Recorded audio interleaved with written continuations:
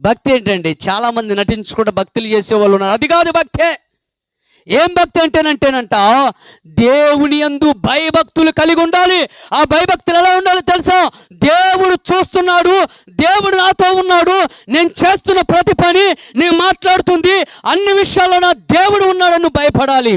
అది యోసేపునంట పోతీఫరు యొక్క భార్య వచ్చి శోధిస్తుందంట.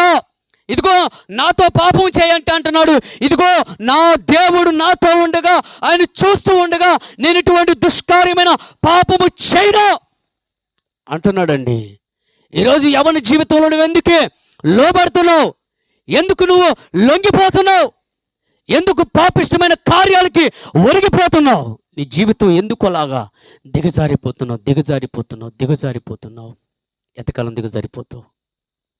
ఎంతకాలం దిగజారిపోయిన భక్తిలో ఉంటావు? ఏ భక్తి నీ భక్తి? ఏ భక్తి అండి? భక్తిలో ఎంతకాలం ఉంటావు? భయభక్తులతో బ్రతుకు.